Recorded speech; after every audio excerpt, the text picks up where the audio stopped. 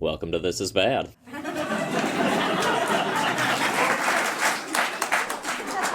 Welcome to This Is Bad. I'm Norm. Got my friends Sam. and Patrick. I had the idea to have this podcast because I heard of a show and I thought this will be bad. This will be the worst thing that anyone has put to screen. And after having seen the pilot episode, I'm confident in that wager. And we need to talk about Al.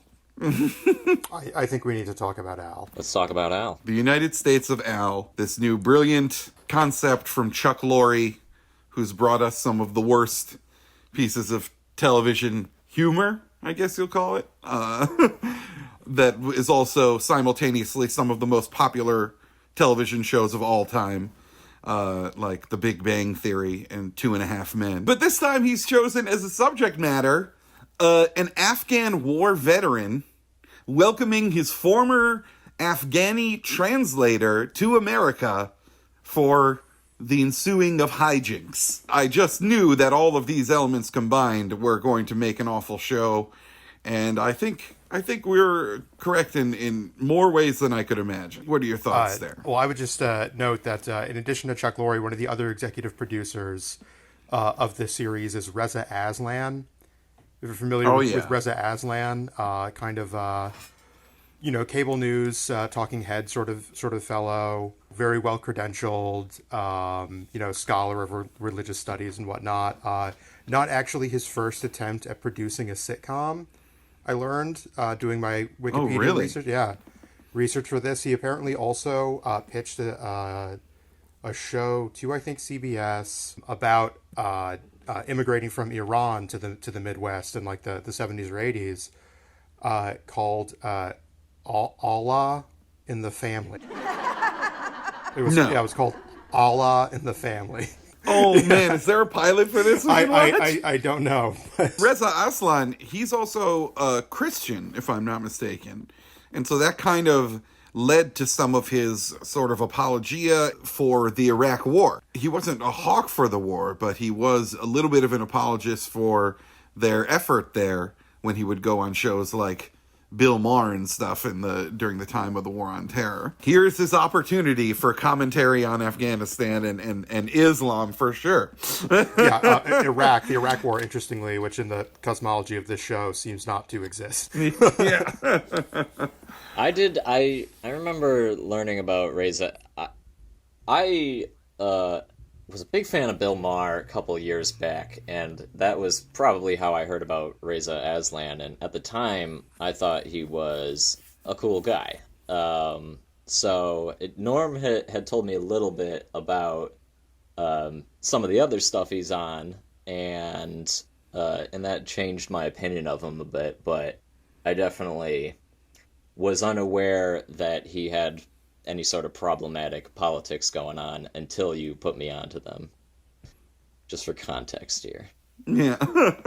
So, for context, in case anyone is not aware, a super brief summary of a very, very long conflict in Afghanistan with the United States. It really came to a head in the 1980s during the Cold War. One of the biggest proxy battles that happened there during the Cold War, when there were many, many proxy battles. One of the great misunderstandings of the Cold War was that there wasn't active conflict going on, that it was cold. It was only cold for the U.S. and Russia's direct involvement with each other. There were much conflict going on during the Cold War, and a lot of various sides supporting bad actors and bad governments during that era that they would come to regret. And he's kind of become like a prominent voice in as sort of an apologia for that, right? Oh, I have stopped talking about Reza Aslan as I want to do. I'm just talking about the history of the U.S. and Afghanistan. Did you see the CIA? And so I thought this is all just a frame who Reza Aslan. No. This is we're talking about Al. We need to talk about Af, okay? the United States of Af. And so in the 1980s, in preparation for the increasing conflict on the border with Russia, the United States, along with British MI6, we trained a group of fighters there called the Mujahideen, and these people would go on to be the Taliban, some of the other warlords that fought with the Taliban. Also, one of the obviously infamous people that we trained during that period was Osama bin Laden. Eventually, a few months later, the Russians did invade Afghanistan. Many years of conflict there. The Taliban, this far right, even for the fundamentalist Islam that has permeated a lot of the world in the wake of the Cold War. The Taliban kind of, really were starting to exert their power in Afghanistan in the 90s. Then, of course, you have 9/11. Osama bin Laden, this person that we had once trained to fight the Soviets, had organized this awful attack against us and was taking shelter in Afghanistan, and we demanded the Taliban turn him over, and then we invaded the country, and that sparked what would become the longest running war in U.S. history. And it was awful. Like many wars, we got the people in the region to help us out, get onto our side, and then largely, even though we were present there, left them unprotected against the rising and insurgent and remnant forces of the Taliban, who obviously targeted anyone like Al, who cooperated with the United States. And I'm interested to see how the show eventually will address this issue, but many interpreters who did work with the United States were not able to come to the United States like Al did, and were left in Afghanistan to suffer the vengeance of the Taliban, who would return to power. They did show some awareness of it, I would say, maybe, by, they alluded to him. Al says, I was being hunted by the Taliban, right? And and he does directly say, "It's amazing that you helped get me out." Many of the translators weren't able to get out, so they do address it. I forgot to go back and pay attention to what their hair and lighting looked like in that scene to see whether or not that's something they Snyder cut it in at the end, because that was they understood that was the main criticism that they were getting before anyone saw the show. Which was, how can you have a show about an interpreter coming to the United States when so many interpreters were not able to come to the United States? Yeah, he does explicitly say, your government didn't get me out. He's like you personally, my buddy in Columbus, Ohio. And the number, I think it's something like 20,000, interpreters, worked with, U.S. forces during the 20 odd years of U.S. occupation, and very few got anything for it.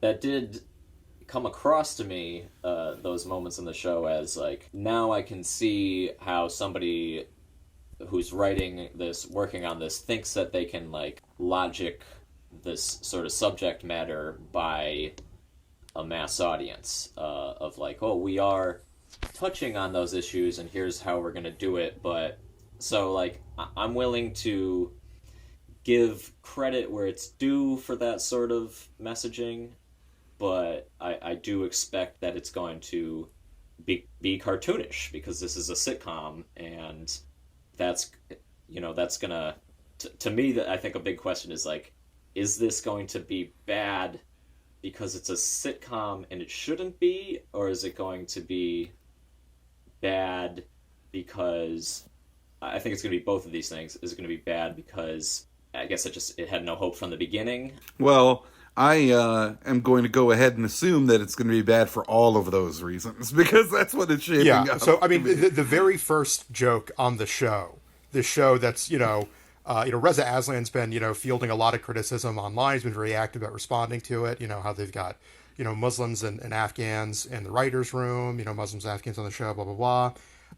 It's this big leap for representation on network television. And then the very first joke of the show, when I don't remember any character names, the troop and his sister are like at the airport waiting for Al. The very first joke is his sister asks him, what do they speak in Afghanistan? Afghanistanish? Afghanistanish? It's Afghanistanish. You learn, through the course of the episode that her husband is a veteran of the Afghan War, her brother a veteran of the Afghan War. What do they speak there? Afghanistanish? Yeah, so yeah, I think this is going to do a lot, to bridge some cultural divides. I understand, like, the thinking, like, let's set up this, like, heavy-handed but, like, tolerable level of ignorance in that character. Of, like, tolerance for some people. Like, we're looking at this, like, right off the rip, the laugh track is saying, you should laugh at somebody who talks like this, who says, Afghanistanish is it, but we believe that you should educate yourself and not find that funny, but find it, like there's room to learn there, but it's not funny, right? So I don't think you can establish an arc in a sitcom where you're going to try to make people aware of that, but it shows awareness of how that's wrong by, like, I mean, it's wrapped up in conservative humor these days, right? It's like, we gotta be edgy to be who we are, and unpacking how all that works in the minds of the average viewer is a trip. But that's where my head always goes. Is like, who is this intended for, and who is this actually landing with? I know, and there's going to be a lot of contradiction in this, especially since it's probably not going to address any of the issues it's bringing up.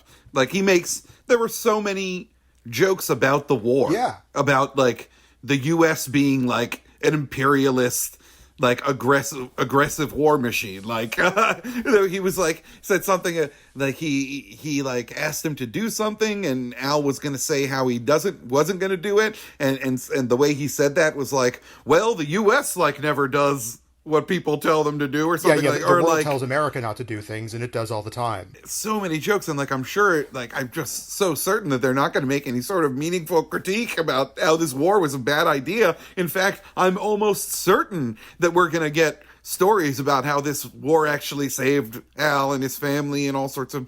I'm sure that there's going to be a lot of shitting on the Muslim world and Islamic people, and Afghanistan in particular as being, like, backwards cave-dwelling people. There was already that one joke that they made about how his daughter was, like, too old to be married, and, like, she's American young, but she's Afghan expired. And it's just like... That shocked me. I was like, Yeah. How does that get by a room full of... I don't know. People maybe, who see him as a human being? I don't know what it's like in Afghanistan. Like, maybe that joke goes over well there somehow, but, like, I don't know how a room full of writers can think that that's going to translate well to people, to then American audiences are going to laugh at it for the right reasons if Afghan audiences were ever laughing at it to begin with. Well, it is true in many communities in Afghanistan, because I know it's true in many communities in Iran, or at least what has been traditionally true, that people do get married in general younger there than they do here.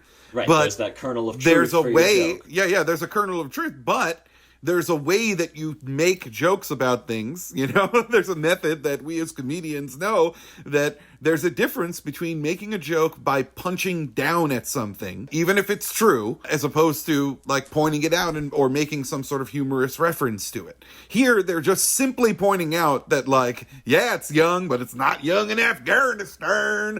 All these jokes are, like, could be made with some amount of nuance surrounding them and, like, explanation, but 20-minute episodes, sitcoms. I keep thinking that, like, maybe it should be like an HBO drama, right? Like, Afghan interpreters who make it to America do exist, and their story should be told. So should the story of people who didn't get over here, and like, what's the hope of that? Are we ever going to see an arc of, like, the guy who's still fighting it out in Afghanistan trying to get to America? Probably not.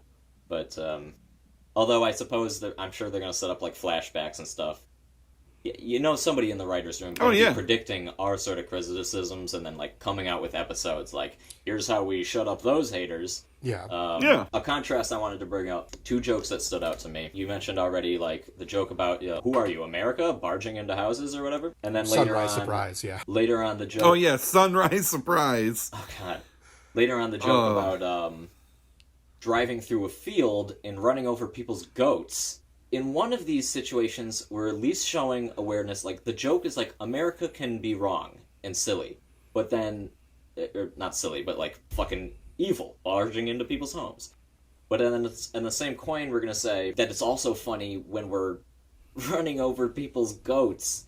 Or that you're running over goats, you know? Like, your goats shouldn't be funny, but especially when you think about, like, why are those goats there? Mm-hmm. That's how people are making their living over there, and now it's just... But we should speak truth here on this podcast. It was lamb. Lamb, thank you. Right.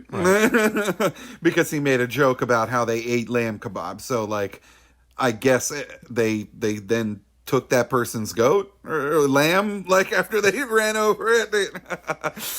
I was kind of caught a little bit off guard by the number of jokes sort of at the expense of the war in Afghanistan, because I didn't expect any of that. But yeah, so, just the basic synopsis of the first few minutes of the show. They pick Al up at the airport.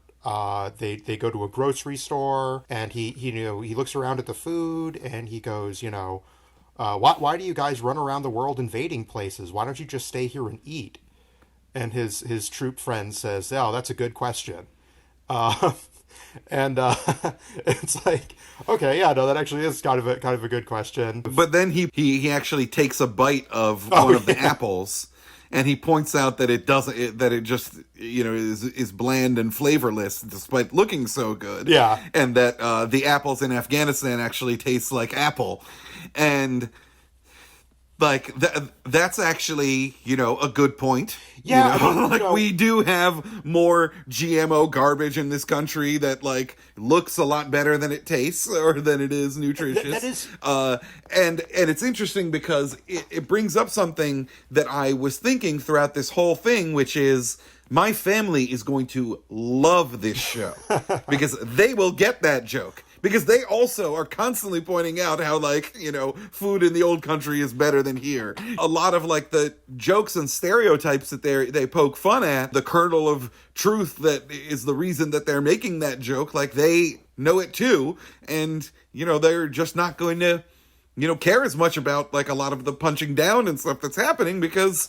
they'll just be happy that there even is some jokes being made about people from the Middle East, because it's so lacking. Like, this is something I was telling Sam. We can make all these criticisms and stuff, and we will not stop making them. At the same time, has there ever been a show that had what you might call a protagonist that was Middle Eastern? Like, certainly not Afghani. A positive representation of someone from Afghanistan during the time of war. Like, these things are good things per se. It's like Kamala Harris. She's the first woman to be vice president. That simple point is massive. It's historically so important, and it is the beginning of correcting so many wrongs in society. But on the other hand, it can be damaging when your behaviors aren't necessarily the best thing that you can do for that particular identity. Like in just the example of Kamala Harris being a woman, like she's had,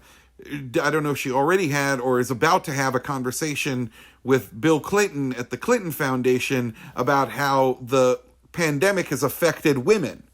And I just wonder if she's going to bring up, all the other ways that Bill Clinton has affected women allegedly throughout his lifetime. But speaking of empty gestures and stuff and also their reverence for the troops, we will see how that develops as well, because evidently one of the central storylines of this is that Al wants to use his empathy, but also his reverence for the institution of marriage that he has to heal our other protagonist, white American soldier, we'll call him Parker. He wants to heal his marriage that has fallen apart. And when we have a scene where he is mediating between the estranged couple, all of the reasons that she brings up are all basically PTSD. And it's like brought up repeatedly that he's having a little bit of a hard time adjusting and coping. And if you know any veterans, like you've probably heard this story often from people who are very involved in the military and have served long tours, that it's difficult to adjust back to civilian life. Civilians don't understand that experience. And they're explicitly saying that, like, he has mood swings, he's irritable. These sorts of things are the things that ruin their marriage. So I'm very interested to see what the critique is going to be here, you know? Yeah, that the PTSD stuff, I think, is kind of a funny contrast with the show's jokes that Al kind of peppers in about, the U.S. occupation in Afghanistan, how wantonly destructive it was to the country. Because essentially what the show is saying is like, yeah, man, these guys, they go over there and they bravely run over livestock and burn down buildings and, drop drones on children. And it's hard, man. That's hard. That's hard for them. And leave them in the lurch. But you know what? Al had he seems okay. He seems pretty well adjusted. Even worse than that is, like, it was set up where the Marine character, I was just looking up his name, I still don't, Riley, he gives as his reason for being in this funk that he just, like, misses military life, basically, right? So, like, I guess from a writing perspective, you shouldn't come out and be like, well, I saw things and I'm fucked up in the head now. But, like, that's what seems most problematic for me is, like, the setup to have this be about, like we're saying, like, everything that America did over there was great. And just, like, all we need to do is do it right and do more of it even. And, like, that's what it seems to potentially be setting up by having him be like, oh, adjusting to U.S. life is hard. And that's what's making everything else hard for me in my life, not anything to do with war.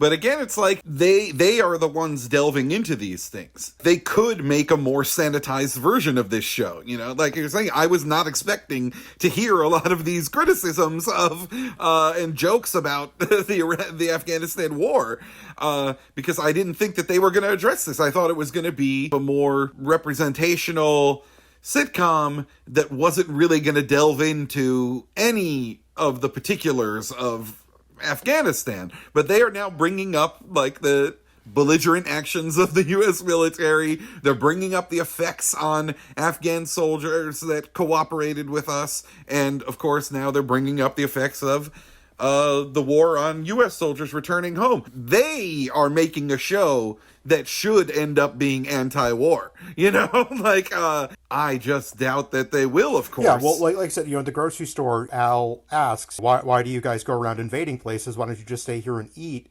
And, he asks it kind of rhetorically, and the show, seems to kind of answer it, well, because, that's where you make friends. And wouldn't it be nice if some of these guys get to come to Ohio and go to Costco and eat apples that taste like shit. And, like, it's better than Afghanistan because we blew it up.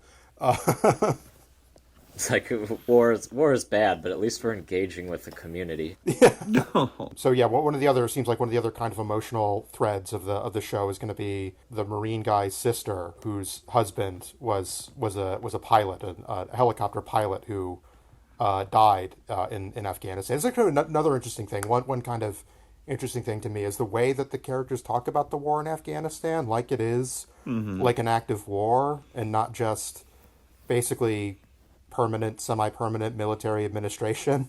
Like, they're talking about the war in Afghanistan like it's 2004. It's really not like that. It looks a lot more like the kind of like an instrument of, like, kind of formal colonialism, basically. Yeah, another kind of interesting thing, like, watching it, like, I was just kind of asking myself, like, who exactly is this show for? Like I said, Reza Aslan has been fielding a lot of criticism. He's been saying, like, well, we're trying to bring attention to the fact that, interpreters, Afghan interpreters haven't really gotten, brought to America the way they were promised to. And we're going to do that by making a sitcom where we pretend it happens, basically.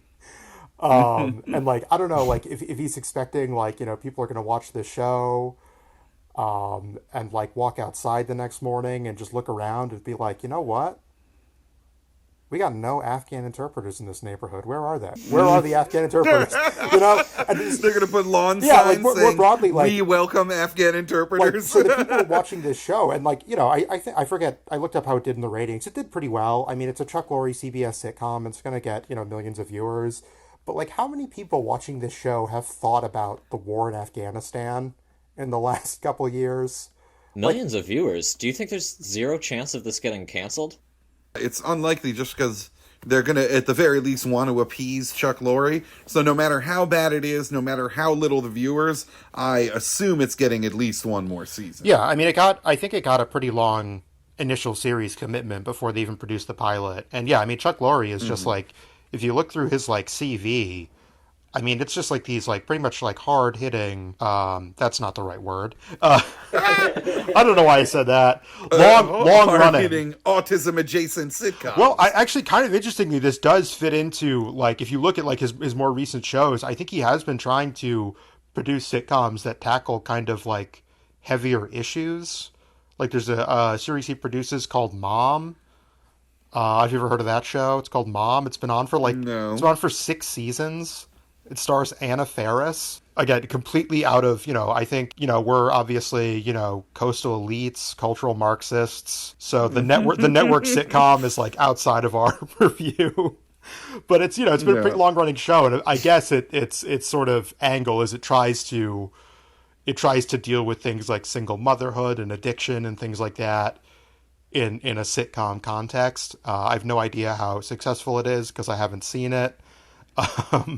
Yeah, it's something about all these like the Chuck Lorre sitcoms. Like there's some aspect of like the production value or something that just like I don't know, like it bums me, it drains me to watch it. Like it's like the jokes are being told in like I don't know, like you know that like soundproof room, you know, like that, like it's like the quietest room on earth where like all the walls are like that weird foam. It's like the jokes are being told and they're like naturally quiet. Yeah, like no joke lands or anything. And I'm, you know, I have a soft spot for the multi-camera laugh track sitcom, but like yeah, the Chuck Lorre ones in particular are just like I don't know how to explain it, but yeah, they're I guess bad would be the term. I guess really not good or fun to watch. Well, I wanted to talk about one other aspect. But first, we should mention as a transition the Air Force, which are evidently going to be the butt of the jokes in this show. Well, yeah, because in the very first scene, yeah, the sister told Agent Parker was like, yeah, it's like, oh, you're gonna cry? He's like, oh, I don't cry. Crying's for the Air Force when they get their. Marines don't cry. The Air Force cries when they get their sunglasses smudged. Yeah. So taking this swipe at the Air Force, and then Al comes and they hug each other and they express that like, oh, I didn't think you'd make it, like, you know, and then the sister comes and it's like, oh, this is so cute, and then comes and hugs them all, and all three are hugging, and Al goes, oh, today we're all in the Air Force. You know, and like, so he makes another joke about the Air Force, I guess in this case being like just affectionate, like, and evidently it's such a pervasive joke that like he would think to make it, even though he wasn't there for that initial joke that we got set up a few minutes earlier. So like evidently their constant criticism of the Air Force as being affectionate is something that happens so often that Al has now made this reference after years of not seeing them. Yeah. And like, it's offensive. Like, why punch down at people for being affectionate? Like, let's just completely throw out the sense, like the notion that like it somehow makes sense that the Air Force is like made fun of for being affectionate. I guess because like they don't engage in infantry combat. You know, I have to push back here a little bit. I think this is a bait and switch. I think they're setting us up to have. Probably season 1, they're going to introduce Air Force pilot character, and he's going to be like a cooler, more stable version of Al. And so I think I'm looking forward to all of this. I'm looking forward to learning my lesson about doubting well, these get people ready. for We're gonna bringing these teach you. things up. Yeah. I'm looking forward to a good criticism about the effect of war on American soldiers. I'm looking for they're going to have this excellent criticism. Like Charlie Sheen is going to show up and talk about how, like, we shouldn't you can't do a 15-year police action. It's just not right. Like, we can't call it justice. We're not liberating people from their burqas. We're making sure that they'll stay in those burqas for longer. It's just not right. I'm not saying this is going to be effective. I'm just saying that it's going to be attempted. Yeah. No, I understand, but for now it's just gay jokes. Like for now it's like Yep. that's all it really is. And like, so the interesting thing is like that it also ties in with this sort of thread that I think we're going to see that could be one of the positive takeaways for the general public in America, but could also be like, a source for cheap, awful jokes, which is connecting the sort of conservatism of like the Muslim world with the American conservatism. So the father was also like on one hand he was taken aback by like the fact that Al kissed him on the cheeks, and he was like, hey, slow down there, and the son was like, oh, you'll get used to it, and the dad was like, oh no, I don't think I will. And of course the father played by Dean Norris, ASAC Hank Schrader from Breaking Bad, who is most beloved for tweeting the tweet sex gifs one time, which I guess he meant to search for or something like that. And he will always have my respect because that tweet is still up. You can go right now. Yo, I didn't know what that was when you made But that. yeah, so on the one hand, so on the one hand, he's like, oh, I'm not gay like this guy. But on the other hand, there were multiple occasions where Al would say something about like, oh, like, you shouldn't talk back to your father. Like, you should respect your father or something like that. Or like something like that. And Dean Norris was like, I think I'm going to like this guy. I think twice he says, I think I'm going to like this guy. Yeah, I'm because I'm looking forward to Dean Norris learning the finer points of Sharia law. I'm not going to enjoy that. You have to keep your faces covered when they go out? That's not so bad. You see, son, if you read the Hadith carefully, the problem is that the white man is the devil. And we are created as such by Dr. Yakub. It's quite simple. Al, I've been watching some of these videos online. You guys think some neat stuff. Yeah. But yeah, so that is the big like cultural exchange moment sort of on the show is the dinner with Troop Guy's dad, Dean Norris. Mm-hmm. And yeah, one of the things that I did think was interesting, it happens a couple times in that scene and like elsewhere in the show as well, is Al is seems to be a devout Muslim. He no pork, no alcohol, etc. Which is treated as completely bizarre. That this guy would have religious dietary restrictions, which I thought was interesting. These people like Dean Norris, who's kind of coded as culturally conservative kind of guy, heartland type guy.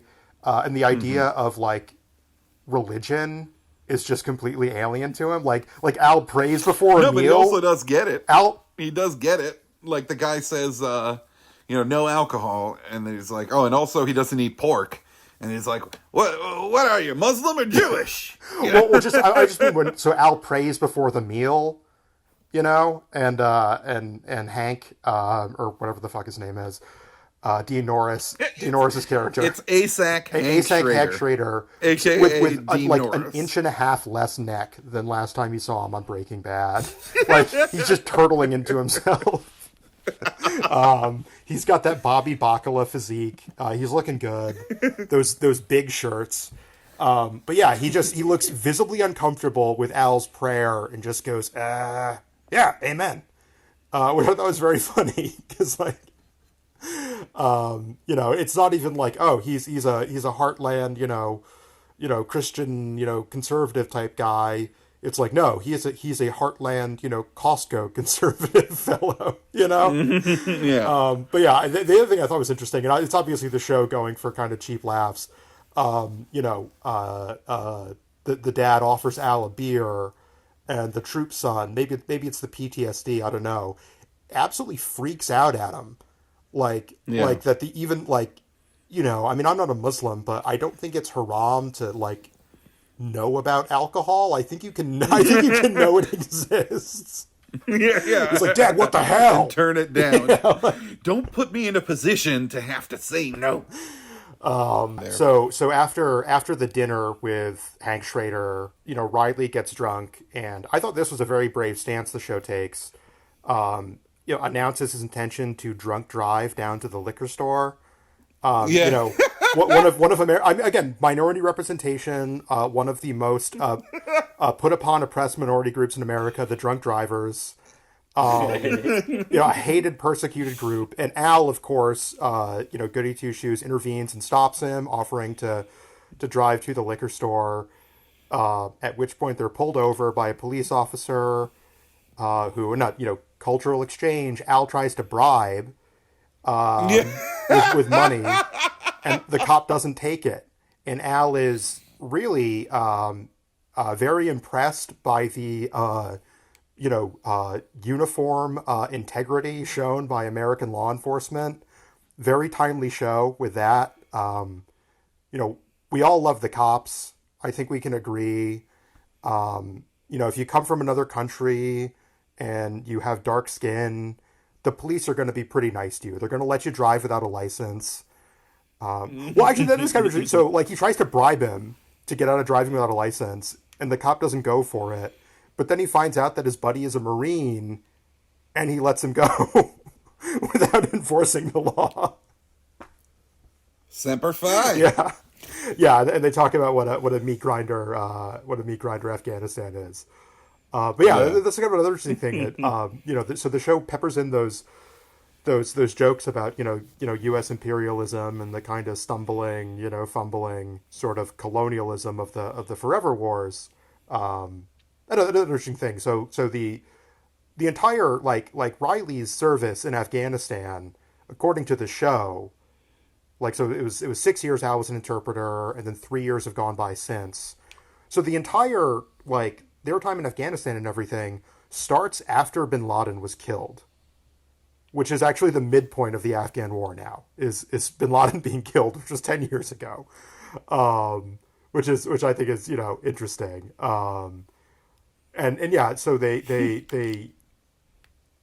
talk about how kind of, or imply how kind of devastating it is for Afghanistan, but don't really critique its existence, at all. It's like, no, it's it's this horrible thing, but it's brave and good to do it. And it's basically just kind of treats it like the wallpaper, it's like, it's going to happen. Mm-hmm. It's going to be on, it's just a fixture. It's like, it's like talking about the war in Afghanistan. You talk about the way you talk about the DMV, it's like, maybe it's not good, it's not going anywhere, Yeah.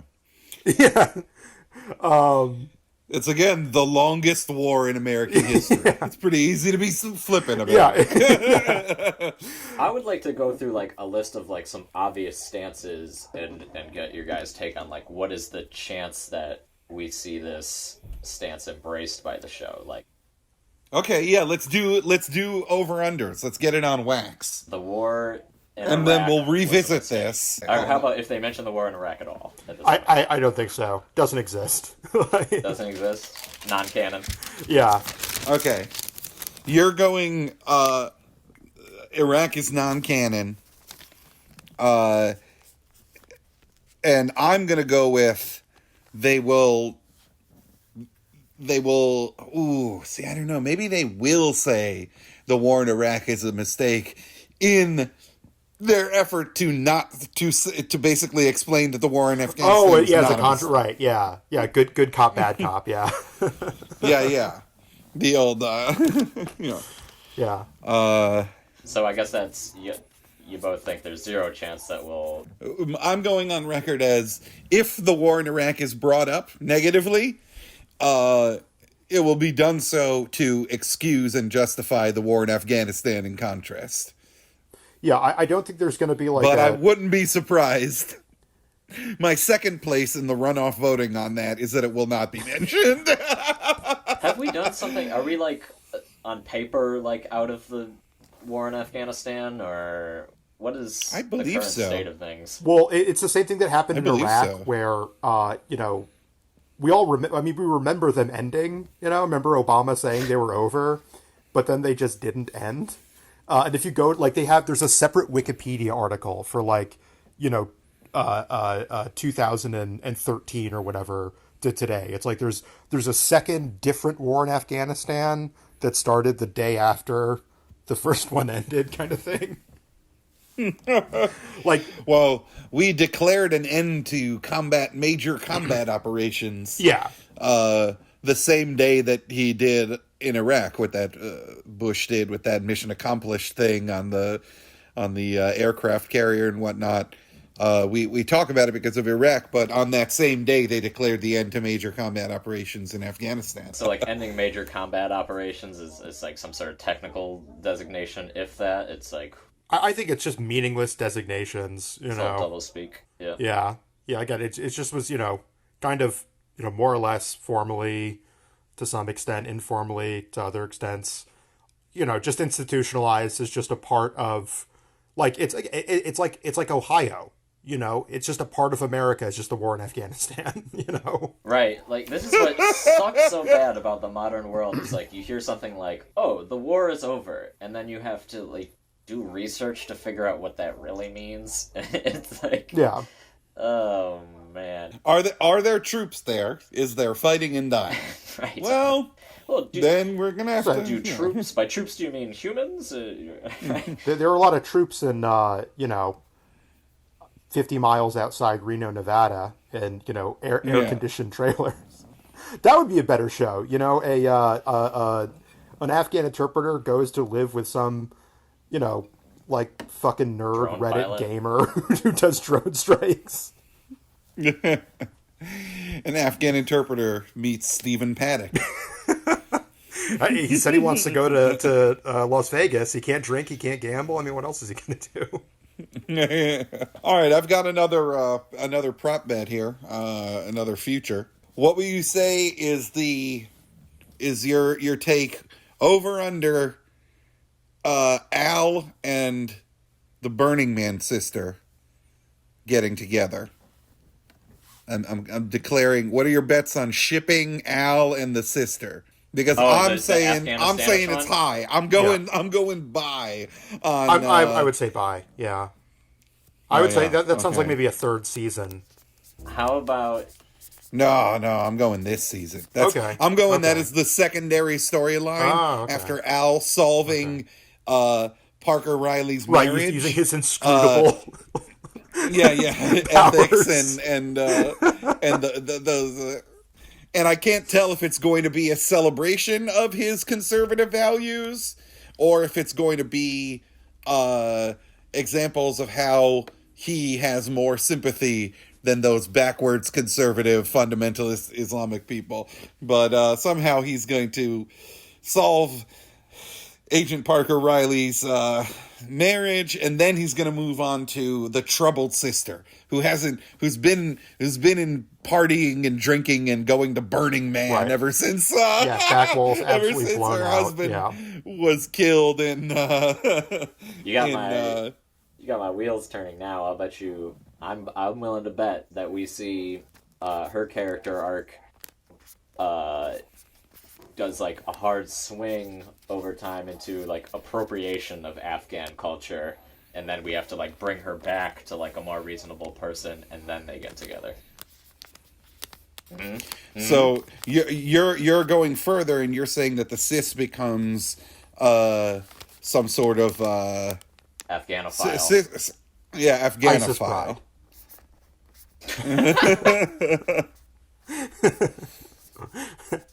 I think another fun character. I think a fun character would be the FBI agent surveilling Al. Oh my god. Oh God! I don't know if I was this troupe who just spent 3 years bringing Al to America, and like he's just constantly like everywhere we go, like the grocery store, like my cool garage house at my dad's house. If everywhere we rent, this guy was just like, oh boy, this reminds me of the time that all those Americans killed my entire family. I'd be a little bit like what's going on, man? Like, what's up? Like, we're good, right? Do you get like a PO type like contact point when you get a visa? I don't know, but I certainly think that at some point the government trying to get Al out of the country is going to be something that comes. It's going to be up. like on Alf. Oh. It's going to be like Alf, the United States of Alf. Yeah. That's going to be the series is going to be unceremoniously canceled after the third season finale cliffhanger has Al, extradited to a Turkish black site, and then it's just going to end. Yeah. That happens to be when it gets canceled. Yeah. So. But what do you think? I mean, is it unanimous that Al is going to try and reform the sister mentally from her loss and her downward spiral into the bottle and the sandstorm? Sure. Yeah, I think so. Yeah. Sure.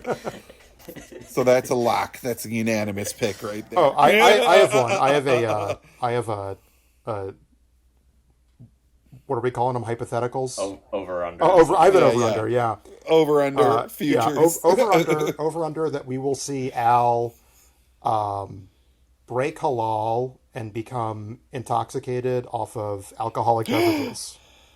No, Accidentally. really? He's never going to do it on Yeah. purpose. Okay. Yeah, it'll be mimosas See, or something, I think if it happens, it's going to be accidentally. Like he's going to have too much vodka sauce or something. Yeah. He's going to be like, okay. Yeah, I could see him. He'll drink mimosas thinking it's just orange juice or something. Vodka sauce. Al breaks halal Is that the terminology? accidentally? Is that how you would say it if you're kosher? Do you say breaks kosher? I don't know. Yeah, like I don't know. I was just sort of going off of the straight edge terminology, but I think they're Yeah, Yeah. break No, it's edge. called breaking halal. I'll take notes. Well, I'm not an Arab, but I also don't practice Islam. I think halal is an Arabic term, not an Islamic term, but the concept is Islamic. Actually, no. Yeah. I guess in Farsi you see halal. Yeah. Wait, Iran That is- isn't part of the Arab region, or how? Why? In what? No. Pardon my ignorance. Neither but, is Afghanistan. What? Why are you not? Oh, okay, Yeah. Sure. Wow. Well, it's just what you might call ethnicities. Sure. They're ethnically Arabic people, and in Iran they're ethnically Persian, and in Afghanistan they're mostly Persian as well, and Afghani and Pashto and like all sorts of things. They're Hazaras and Uzbeks and stuff. what the hell is the yeah. So you are ethnically But Persian. all of those borders were not drawn by those people. They were and so you get all sorts of weird things. Yeah. But yeah, accidentally breaking edge is definitely something I think might happen. Yeah, or trying barbecue spare ribs or something. Yeah. What do you think is going to happen to ASAC Hank Schrader? What is his redemption going to be? Like, is Al going to... I feel like Al is the magical Negro. Like he's gonna, he's going to magically solve everyone's problems. Even Hank Schrader, we don't know that he officially has one yet. But maybe, being this conservative tightwad might be... Yeah, I mean, they don't delve too deep into his. He's obviously only in the show for like 3 minutes or whatever, and they don't really delve into his politics. But in the kind of current political duopoly paradigm, I mean, he scans obviously as a Trumpy kind of guy. I don't know if they'll actually. I imagine that Trump kind of falls into the same category as the Iraq War, where I don't think that's gonna come up exactly by name. But I feel like just his general arc is just him gonna be coming, opening up a little bit to Al's culture, becoming a little more open minded. Hey, these Muslim guys aren't all bad. Kind of thing. No, just like it's not like It kind of seems like they're going for him being like kind of an Archie Bunker kind of guy, but I feel like they're going to pull back from him actually being racist, which he would be in real life. He's just going to be like, yeah, I don't know any Muslims kind of guy. I think they did a lot of signaling in that episode to emphasize that like this guy is not racist. Yeah, even though he believes these things. Oh, really? What do you mean? I think a mass audience is expected to see, oh, he let this guy kiss him as, like, he's, like, a racist person would have punched that guy or something. Maybe I'm... No, he clearly had a problem. He pushed him away, he backed up, the son was like, be cool, he was like, no, I won't be cool. But it looked like he didn't take it personally, he took it, like, for what it was, that it was, like, a cultural moment. It's gonna be a weird area because... they're not going to want to address it too severely. They're not going to want to call one of their main characters racist. But they're also not going to, I believe, show the ways that, like, perhaps, like, we are all benefits, or he benefits from, like, white privilege or institutional racism, or where he might be blind to the fact that he is being racist or something like that. I think that's more likely the path that they're going to take, but that it's going to be completely empty and ham-fisted in the style that they're going to do it. But that, like, they will criticize him a little bit, but in a sympathetic sort of way, where it's like, this is what your uncle thinks too, or something like that. I just have no faith that it will be done with any sort of nuance that doesn't make him just racist and also the showrunner's racist, probably. Well, yeah, but I think they're probably going to take pains to, like, exactly that. It's like, he's racist in the sense that he has these kind of blind spots, and I don't think they're going to ever have him,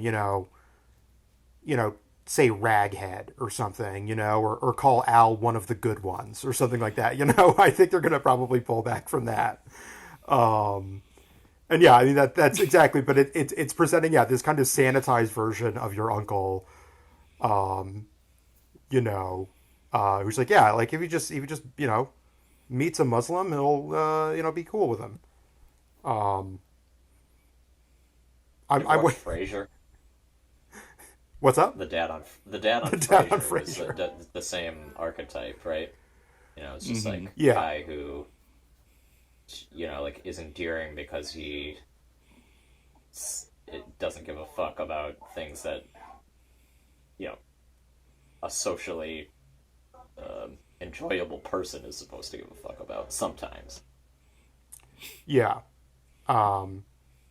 Oh, actually, that was something I meant to say earlier, which is that I feel like the show is kind of going to treat the Afghan war a little bit like the series Frasier treated Cheers. Where it's like, I'm curious to see how the reference. I feel they're going to kind of leave the references to it behind a little bit. Like if you watch the early episodes of Frasier, it's about a guy who hung out at a bar for 10 years who moves back home, and then eventually Cheers comes up only once in a while. How did I didn't watch enough Frasier to ever know much about the Cheers connection. I know it exists, but like how did they explain that? Like he's this radio DJ, but he's also at the bar all the time? No, so he moves home from Boston where he's been living because his dad, who's a cop, gets shot and he needs to take care of him as he convalesces. And I always thought he was just old. That's why he's sitting in that No. He got shot because he was one of our boys in blue. Okay. And yeah, Frasier moves back home to take care of his convalescing father, and like his first week back in town, nabs a job as a somehow multi-million-dollar earning talk radio host, regional talk radio host. That's right. That's what I'm saying. It's like that's totally unbelievable. So how did they explain that in the show? But I guess they We just heard didn't. you used to drink in Boston. Well, occasionally, in the early You're episodes, perfect. Niles does make fun of him for that. He's like, you just spent 10 years just hanging out in a basement bar, like, now you're just going to reintegrate into normal society. Honestly, Frasier is kind of the Al of Frasier. Now that I'm thinking about it, interestingly, I think, yeah, that's all I have on that.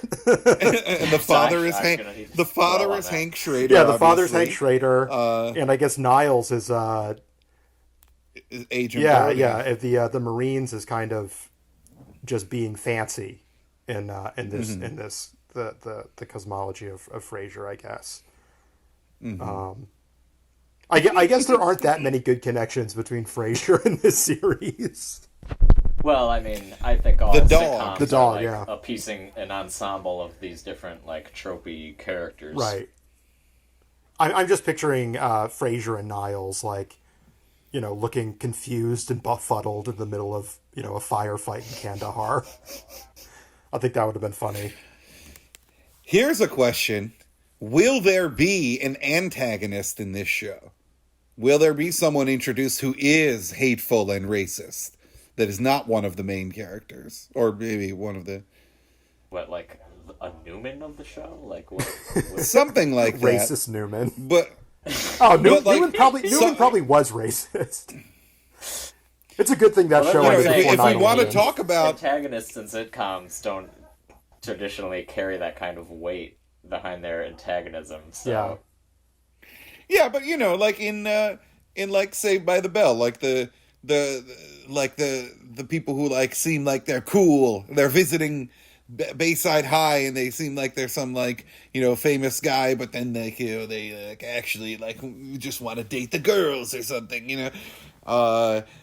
Oftentimes sitcoms will do that. They'll have someone for the episode. portray some sort of evil, but they'll like wash them by like initially making them some sort of hero or something like that, and then you introduce the bad aspect. So it like could be the, like one of the troops like drinking buddies yeah. could be like they could be hanging out, and then one day you could be like, so like I see you got like a brown boy here with you or something like that, and he could be the one that maybe crosses the line and is allowed to be sacrificed a little bit, since we want to keep ASAC Hank Schrader as sympathetic as possible in the dad I think it's role. more likely there's going to be just like a potpourri of like situations where they go out to Costco or whatever, Walmart. I don't know what there is to do in Columbus, Ohio. But, and I think there are probably going to be those kind of situations where, somebody's like, go back where you come from, or, speak English. And Al's going to be like, I do speak English, actually. Yeah, Or the troop Would you like is me going to to step speak any up. other languages? I also speak Latin and French. Yeah, the troop is going to step up and be like, actually, Al is, and Afrikaans. How would you maybe write- Al is the most American of all of us. How could you? But write a speaking of the most character- American of all of us, like, let's end on this notion. Let's talk about Al. The person who plays Al is, they successfully achieve the representation of having a brown person whose skin is somewhat shaped by the region of the world that is roughly where Afghanistan is. But he is not an Afghani actor. He is born in South Africa to Indian parents. And he's not a Muslim either. And so they've got this guy there, doing an impression, and like it would have been so easy to be representative and just get an Afghani actor. Yeah. There are many of them in Hollywood that you could have gotten, someone as unknown as this guy was. I will say, When that- this guy was previously, I just thought this is funny, his previous, like, most notable role was he was on a sitcom called Rules of Engagement, which I think is very Nice. funny. Huh. No, I mean, if you're an accent guy like me, you'll note that he does at least 3 different accents. He does just the normal one, which is an American accent with a little bit of flair and color to it, you know? And then often he is making a slightly Indian accent. But then every now and then he does a very bad Iranian American accent, which is also a little bit of what some Afghan Americans sound like, but it's a little bit distinct from the Arab American sort of accent that ends up happening, which is a little more guttural. The Arab is, but the Iranian is a little sharper with their consonant, and they talk like this, and they do that. You know, they put the D where the T is. They put the V where the W is. They say wisdom. And if there is an S in a word, in the beginning of a word that is followed by a consonant and not a vowel, then they pronounce it as S, not an S sound. So the fish is pronounced estrogen. And the thing that happened under pressure is called estrés, you know? But the number is 7, you know? 7, 6, but like he did that a couple times. Yeah. And I imagine that might be something that's common in Afghan Americans, but it's certainly common in Iranian Americans, and he did it a couple times. He didn't do it every time. He didn't do it most of the time, but he did it a couple times. Now, I give this guy's, leeway. It's the pilot. You're going to get better at your accent. Everything makes more sense after the pilots. But it was pretty bad, and I personally think it's racist. You know, I'm not, like, offended by it per se, but, like, I think this is more racist than a lot of what people think is racist. Yeah. That reviewer we watched, he, when he read that quote from Reza Aslan saying that they couldn't, it's a very specialized genre sitcoms. We couldn't find anybody Afghan who could do it. I was like, that blew me away. I was like, wow, that's tone deaf, man. Like, yeah. What the fuck? Yeah, he said they how could that be remotely true? Yeah, he said they auditioned like over 100 Afghan actors for the lead, but yeah, what? But only this one guy. Nobody does sitcoms. Yeah, only this one guy had this like specific energy they needed for the role, which is like specious reasoning. If your entire point of your show is representation, that's specious reasosoning. And again, I'm not the one saying you have to do that. The point of your show is that you're going to do that. You're going to cast Afghans. So, yeah, like, we auditioned over 100, but only this guy had the specific energy. Already specious reasoning, but the specific energy seems to be, like, deeply racist caricature. You know? The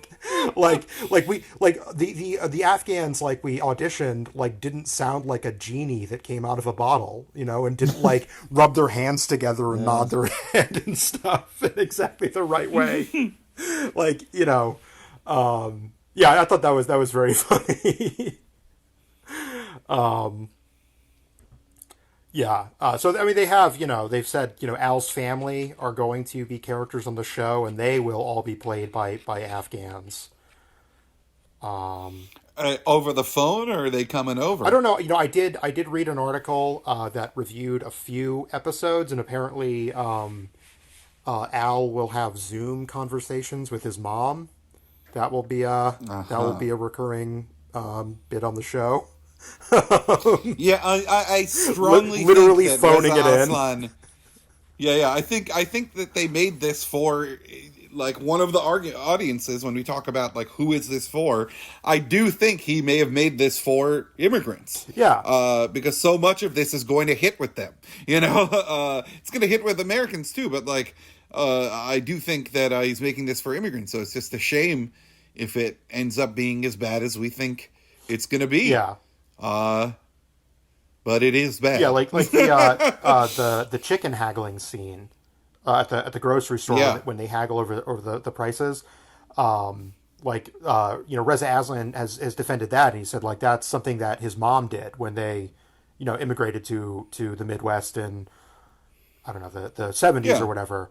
And I did think that was kind of funny though, because I have family members who very much still do that after being in America for over 20 years.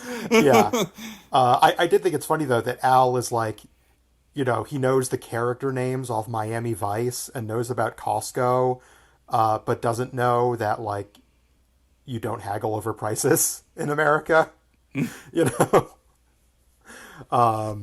Yeah. And I am, like you mentioned, a minute ago, Norm, shows do change a lot between the pilot and the actual series. So I'm very curious to what the second and third episode of this show are going to look like. How the dad's kind of implied cultural hang-ups, kind of evolve. How like Al's, again, kind of out the side of his mouth criticism of U.S. military hegemony is maybe going to evolve or disappear entirely. I don't know. Well, like you said, Nora, I think, immigrants are probably like a big part of who they're expecting to watch the show. I'm curious, like, otherwise, like, who the intended audience is. If it's just, people who turn on CBS at 8:30 at night and just see what's on. I don't really know. Because, like, The Big Bang Theory, like, not only was it just awful at comedy and being a quality show, but there was also this very weird sort of signaling about science and, like, nerd culture, I guess, which is, like, one of my least favorite cultural terms. Yeah. It's maybe, like, the one thing that is harder to define than cultural Marxism is nerd culture.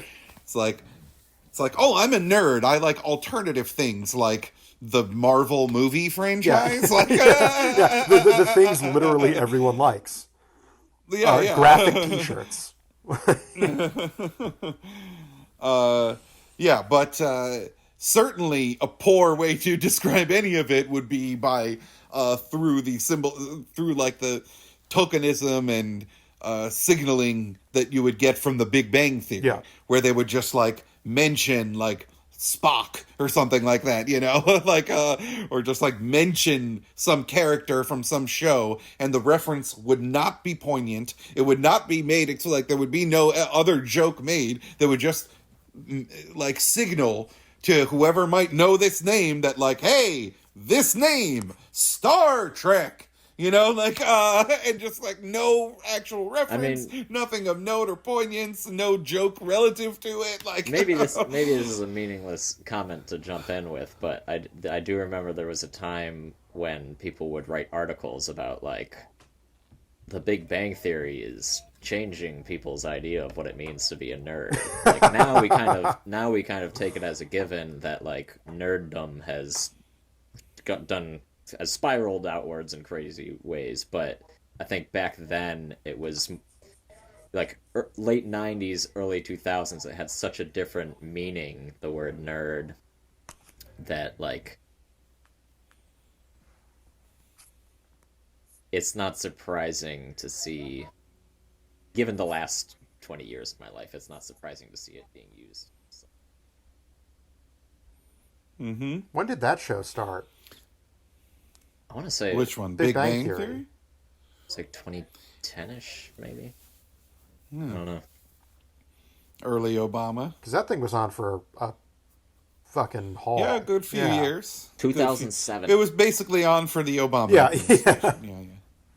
Yeah. I guess, that's just kind of the cyclical nature of things. Like, so 2007, it is 2008 again, obviously.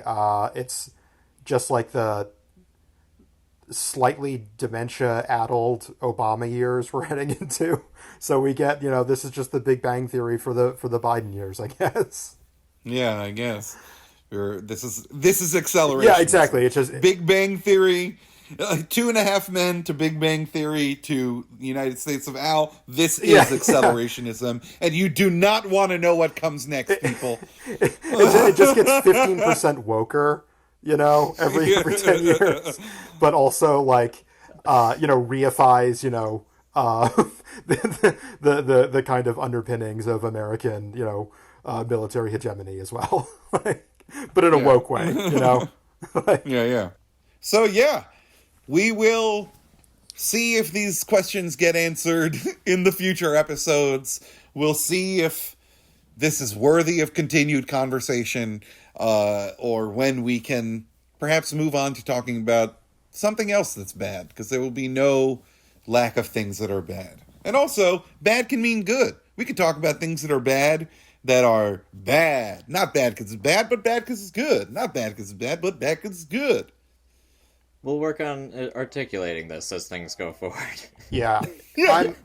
I am sentiment. reserving my judgment on the pilot right now, because again, it's a 20-minute pilot, but from what I was reading online, Zack Snyder actually filmed like 5 hours of material for this. So I'm holding it for the Snyder cut. I want that that dark brooding Al who says the F word, Yeah. Fucking Air Supposedly Force. he Yeah, over under on Al becoming Joker-fied. Al